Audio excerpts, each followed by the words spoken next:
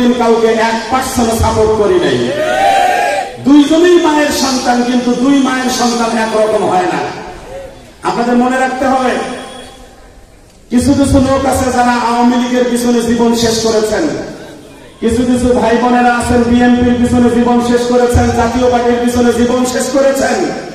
আমি ভাইদেরকে বলবো, ভারতের রাজনীতি ছিল আমেরিকামুখী, ভারতমুখী। বাংলাদেশের আওয়ামী লীগের তাদের ক্ষমতা তারা চালাচ্ছিল ভারতমুখী, আমেরিকামুখী, আর বিএনপি ক্ষমতা চালিয়েছিল লন্ডনমুখী। আর ইসলামী আন্দোলনের বাংলাদেশের রাজনীতি হলো মদিনামুখী। ঠিক কিনা ভাই? মনে রাখবেন, এই দলের সমাবেশে আসাটাও ভাগ্যের ব্যাপার, ওলামায়ে কেরামের সামনে বসে কথা শোনাটাও ভাগ্যের ব্যাপার। আপনারা বারবার দেশটাকে কাদের হাতে তুলে দিয়েছেন। মনে রাখবেন, আজকে হাসিনা বিদায় নিয়েছে। বাংলাদেশের একটা অভ্যাস হলো, আওয়ামী লীগ চলে গেলে বিএনপি আসে, বিএনপি চলে গেলে আওয়ামী লীগ আসে। এখন বিএনপির লোক মনে করতেছে হাসিনা তো গেল, আওয়ামী লীগ তো গেল, এখন ক্ষমতা আমাদের। ওরা 16 বছরে দেশটাকে যেভাবে শোষণ করেছে, 1.5 মাসের ভিতরে বিএনপিরা পুরো দেশটাকে শেষ করে দিয়েছে। মনে রাখবেন, আওয়ামী লীগ অনেক আগে বিদায় হতো, কিন্তু বারবার বিরোধী দলের নামে জাতীয় পার্টি তাদেরকে সাপোর্ট দিয়েছে। অতএব আগামী দিনে একজন কাকেও জাতীয় পার্টির মেম্বার পর্যন্ত হইতে দেওয়া যাবে না। আগামী দেশ গঠন হবে ইসলামের দেশ। আগামী পার্লামেন্ট হবে মুসলমানের পার্লামেন্ট। এতদিন থেকে পার্লামেন্ট যারা চালিয়েছে, মদ ছাড়া, নারী ছাড়া রাত কাটাইতে পারে নাই। আমরা এবার পার্লামেন্ট পরিচালনা করব, যারা ইমামতি করবে হাফেজ মাওলানা মুফতি মুহাদ্দিস। মনে রাখবেন, আমরা আজান দিয়ে যাচ্ছি। আজান হলে কি সবাই মসজিদে যায়? কথা করে বলেন না কেন? তবে আজান শোনার পরে যারা মসজিদে যায়, তারা আল্লাহর কাছে প্রিয় না অপ্রিয়? আমরা দিনের দাওয়াত দিয়ে যাচ্ছি। সবাই যে ইসলামকে সাপোর্ট করবে তা কিন্তু না, কিন্তু যারা সাপোর্ট করতে পারবে তারা কি আল্লাহর কাছে কম দামি হবে না বেশি দামি হবে? মনে রাখবেন, এলাকা ভিত্তিক কিছু সিটার থাকে যারা আমাদের মাথা বিক্রি করে। কোন নেতা আসলে কয়, নেতাজি আমার কাছে না 50টা ভোট আছে, আমাকে 50,000 টাকা দেন, আমি 50টা ভোট আপনারা নিয়ে দেব। মানে আপনার আমার মাথা আর একজন সিটার বিক্রি করছে, আমরা নিজেরাও জানি না। যার কারণে দেখা যায়, একজন লুচ্চাও যদি ভোট চাওয়ার জন্য আসে, ওই লোকটা যায় আপনাকে বলবে, ভাই এর মতো আল্লাহর জমিনে ফেরেশতা আর একজনও নাই।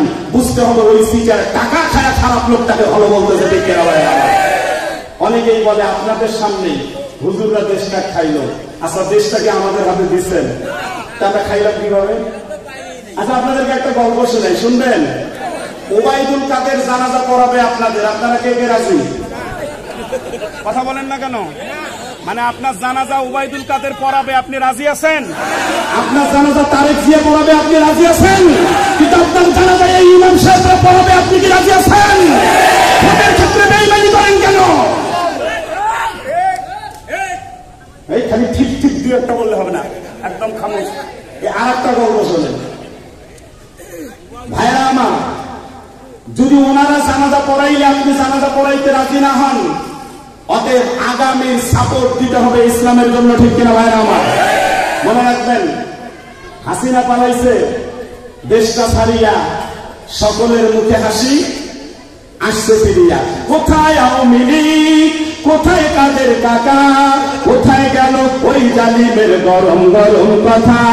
খেলা হবে, খেলা হবে, খেলা হবে, কইয়া নেতা গেল পালাইয়া, সকলের মুখে হাসি আসছে ফিরিয়া, হাসিনা পালাইছে দেশটা ছাড়িয়া। আমি চাই হাসিনাকে বাংলাদেশে আনা হোক, এনে উঁচু করে পবিত্র বানায়া আয়না ঘরে ঢুকায়া দিয়া ওরে তাহাজ্জুদ করে কবরস্থ করা হোক। ঠিক কিনা ভাইরা? সারা জীবন ধোঁকাবাজি করেছে। তাহাজ্জুদ পড়া ছাড়া নাকি বাইরে বের হয় না, কোরআন শরীফ তেলাওয়াত করা ছাড়া নাকি সমাবেশে কথা বলে না। অতএব আমরা ভদ্র মানুষ, ওদের মতো অভদ্র আমরা নই। উজু করে তাকে আয়না ঘরের মধ্যে তাহাজ্জুদে ঢুকায়া দেওয়া হোক। ঠিক কিনা ভাইরা?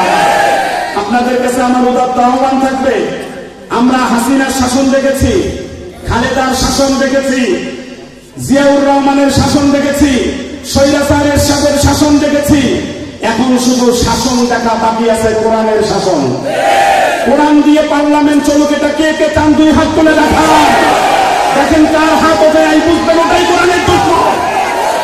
আপনার শুনেন, কোরআন দিয়ে দেশ চলবে, এটাতে যারা মতানক্য করবে ওটা কি ইমান থাকবে? কথা বলেন, ইমান থাকবে? থাকবে না। আমরা তো আপনাদের দুশ্মন নই ভাই। করোনার সময় আপনার আব্বা যদি মারা গেছে, আপনি নিজেও সন্তান হয়ে বাপের জানাজায় আসেন নাই। আপনার লাশটা যাতে কুত্তায় না খায়, আপনার লাশটায় যাতে শিয়ালে না খায়, আপনার লাশটা যাতে গোসল করে জানাজা করে মুসলমানের হালতে কবরে ঢোকে, এটা আওয়ামী লীগ বিএনপি করে না, ইসলামী আন্দোলন করেছে। মনে রাখবেন, ইসলাম ক্ষমতায় আসলে সবচাইতে বেশি উপকার যাদের হবে, এই গরিবরা। নির্বাচন আসলে তারা 1000 টাকা 2000 টাকার লোভে দুনিয়ার মুচ্চাদের কাছে ভোটটা বিক্রি করে দেয়। মনে রাখবেন, আজকে একটা গাড়ির কাগজ করতে 1.5 লক্ষ টাকা লাগে, ইসলাম ক্ষমতায় আসলে 25,000 টাকা লাগবে। উপকার কি বড় লোকের না গরিবের? অথচ এই গরিবরাই 5 বছর পর সিটারদের কাছে ভোট বিক্রি করে, ঠিক কিনা ভাইরা আমার? মনে রাখবেন। কষ্ট হচ্ছে, রাগ করলেন মনে হয়? আমার তো মনে হয় এখন যদি ভোট বাক্স দেওয়া হয় সবাই ইসলামের পক্ষেই ভোট দিবে। কিন্তু ওই যে ব্যালট পেপার হাতে পাইলে হুঁশ ঠিক থাকে না। তাই হুজুর যার টাকা খাসি এর সঙ্গে কি বেইমানি করতে পারি? আরে কত বড় ইমান আল্লাহ চিন্তা করছেন, লুচ্চাকে ভোট দিয়ে তো ইমান ঠিক করা হয় না আমার। আমি সেদিন একটা সমাবেশে দেখলাম, বিএনপির সমাবেশে একজন নেতা বলতেছে নারায়ে তাকবীর, বলেন আল্লাহু আকবার। তো অর্ধেক লোক বলছে, অর্ধেক বলে নাই। তখন উনি আবারও বলছে, সবাই বলেন নারায়ে তাকবীর আল্লাহু আকবার। সমাবেশ শেষে যখন তাকে প্রশ্ন করা হলো তাদের বিএনপির নেতাদেরকে যে নারায়ে তাকবীরের সাথে আপনাদের সম্পর্ক কি, তখন বিএনপির নেতারা উত্তর দিয়েছে, নারায়ে তাকবীরের সাথে আমাদের কোনো সম্পর্ক নাই। আমি বড়বিল মন্থনা ইউনিয়নবাসীকে বলবো, যাদের নারায়ে তাকবীর আল্লাহু আকবারের সাথে সম্পর্ক নাই, ওই সমস্ত লোকদের সাথে আমাদেরও কোনো সম্পর্ক নাই। মনে রাখবেন, বিএনপি বানায় হাওয়া ঘর, আওয়ামী লীগ বানায় আয়না ঘর। আপনারা যাদের হাতে বারবার ক্ষমতা দিয়েছেন, কেউ বানায় হাওয়া ঘর, কেউ বানায় আয়না ঘর। বাংলাদেশের বর্তমান যে পরিস্থিতি, এতে যদি বিএনপি ক্ষমতায় আসে আওয়ামী লীগের লাশ ঝুলবে, আওয়ামী লীগ ক্ষমতায় আসলে বিএনপির লাশ ঝুলবে। তবে ইসলাম যদি ক্ষমতায় আসে, সব দলের লোক ইসলামের কাছে নিরাপদ, ঠিক কিনা ভাই? অতএব দলমত নির্বিশেষে সকলকে উদাত্ত আহ্বান জানাবো, আপনাদের কাছে গলা ফাটায়া বলে গেলাম, মানলে মানেন, না মানলে আপনাদেরই ব্যাপার। নিজেদের ভাগ্যের পরিবর্তন যদি নিজেরা না করা হয়, তাহলে আল্লাহ তাআলা আমাদেরও ভাগ্যের পরিবর্তন করবে না।